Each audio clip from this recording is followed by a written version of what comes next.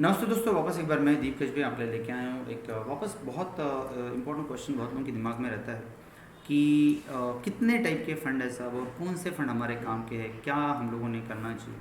तो फिर से एक बार इस क्वेश्चन का आंसर मैं ध्यान देना चाहूँगा, और वापस एक बार आपसे रिक्वेस्ट गुजारिश, please do join imperial money channel, investment सही फ्यूचर सही, राइट। आइए देखते हैं कि कितने टाइप के फ़ंड होते हैं, कितने टाइप के फ़ंड जो है आपको और मेरे काम के होते हैं, समझने की कोशिश करते हैं, राइट।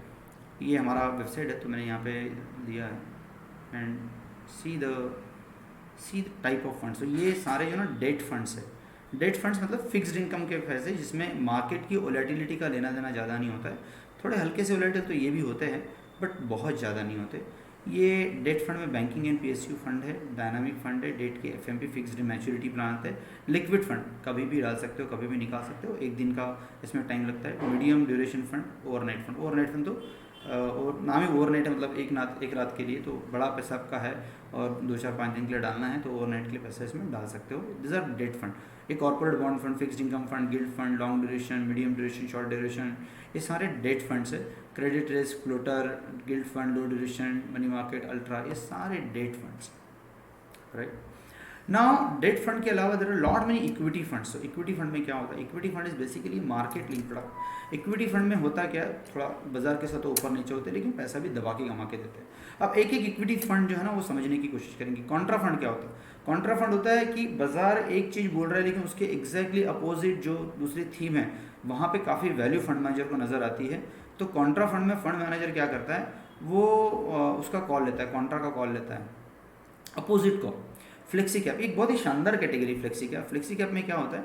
फ्लेक्सी कैप में फंड मैनेजर को बहुत फ्लेक्सिबिलिटी रहती है कि उसको जो capital of segment of market सस्ता नज़र आता है वो स्टॉक हो या उस सेगमेंट का स्टॉक को बाय कर लेता है, जिससे कि इसमें फंड मैनेजर के ऊपर कोई ऐसे दबाव नहीं होता है क्योंकि इसका इतना डिसाइडेड है तो यही करना पड़ेगा। मैं आगे के कुछ फंड्स में आऊँगा जहाँ पे समझने की कोशिश करेंगे। इंडेक्स फंड क्या होता है? इंडेक्स फंड जैसे निफ्टी और सेंसेक्स, अगर आपको पता होगा, एग्जैक्टली ये इंडेक्स फंड होते हैं। इसमें कोई फंड मैनेजर का बहुत हेवी रोल नहीं होता है, पैसिव फंड्स होते हैं।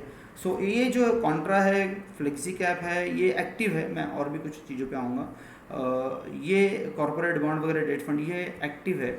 Dividend focused, large cap, multi cap, small cap, gold, balance advantage, multi assets, return, ये सब एक्टिव फंड्स है, एक्टिव फंड्स है। लेकिन इंडेक्स फंड जो है वो नॉर्मली पैसिव फंड है, बिकॉज फंड मैनेजर को कुछ नहीं करना होता है, जो रिप्लिका है इंडेक्स का उसी को बाय करना होता है, उसी रिप्लिका को बाय करके उसको छोड़ देना होता है उसी प्रोपोर्शन में जिसमें इंडेक्स है। तो ये पैसिव फंड का आजकल बहुत चलन चल रहा है। ईटीएफ बहुत सारे आ गए हैं, सो हम लोग इक्विटी ट्रेडेड फंड भी बोलते हैं, राइट। मिड क्या होते हैं? छोटी कंपनियां, मोटा मोटा 30,000 करोड़ से लेकर नीचे की छोटी कंपनियां, 10,000 करोड़ के आसपास की कंपनी, छोटी कंपनियां, इसमें बहुत अच्छा पैसा बनता है। Active shares, value fund, value fund मतलब 100 रुपये की चीज़ 50 में मिल रही है, काफ़ी वैल्यू नज़र आती है। ये थीम कभी चलती है कभी नहीं चलती है, लेकिन वैल्यू की थीम का कॉन्सेप्ट बहुत अच्छा रहता है। दुनिया की सारे जितने बड़े इन्वेस्टर्स है, they are all value investors. So value theme बहुत अच्छी चलती है। आर्बिट्राज, अगेन ये हाइब्रिड डेट फंड है। आर्बिट्राज में क्या होता है कि जहाँ पे अपॉर्चुनिटी फंड मैनेजर नज़र आती है एक सेगमेंट से दूसरे सेगमेंट की तरफ, उसको फंड मैनेजर बाय करता है। इक्विटी सेविंग में it's a very low conservative, एकदम कंजर्वेटिव इक्विटी फंड है, जिसमें 25% इक्विटी रहता है, 75% डेट और डेट रिलेटेड प्रोडक्ट्स रहते हैं। चिल्ड्रन डेट फंड, बच्चों के लिए बनाया गया एक डेट फंड है जो लॉन्ग ड्यूरेशन तक छोड़ना होता है। रिटायरमेंट की इक्विटी के बहुत सारे बहुत अच्छे इसमें ऑप्शन आते हैं। इक्विटी फंड में डिविडेंड यील्ड, जो जिन कंपनी को डिविडेंड बहुत अच्छा होता है ऐसे फंड्स काफ़ी रहते हैं। फोकस में एक 20-25 स्टॉक्स का, फोकस स्टॉक्स का ही पोर्टफोलियो होता है, जहाँ पे fund managers very very clear कि मुझे यही स्टॉक में काम करना है, बाकी गई मतलब बाकी इसमें हमको स्टॉक में बाय करना ही नहीं है। मल्टी कैप होता है combination of 25% small cap, 25% large cap, 25% mid cap और 25% फंड मैनेजर की फ्लेक्सिबिलिटी कि उसको क्या समझ में आता है, क्या उसको बेटर लगता है। स्मॉल कैप होते हैं, गोल्ड फंड होते हैं, बैलेंस एडवांटेज, एक बहुत अच्छी कैटेगरी है balance advantage fund. Balance advantage fund क्या होता है?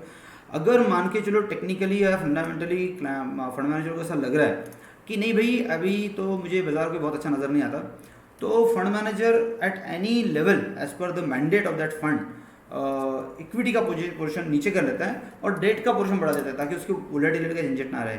और जब उसको बाजार में बहुत वैल्यूएशन अच्छे सस्ते नज़र आते हैं, जिस स्टॉक में उसको सस्ते वैल्यूएशन नज़र आते हैं उसका वो स्टॉक ले लेता है। तो ये बहुत अच्छी कैटेगरी है। One can certainly look for this balance advantage category. Multi asset में गोल्ड, डेट, इक्विटी का कॉम्बिनेशन होता है। क्रेडिट रिस्क एक ऐसे क्रेडिट कॉस्ट होते हैं डेट की जो कि फंड मैनेजर लेता है, बिकॉज कभी कभी क्रेडिट में बहुत पैसा बनता है, अच्छा पैसा बनता है। सो ये स्मॉल कैप होते हैं, डेट के स्मॉल कैप होते हैं, credit in other way around. ये टैक्स सेविंग फंड्स होते हैं, इसमें भी बहुत अच्छा पैसा बनता है क्लाइंट का।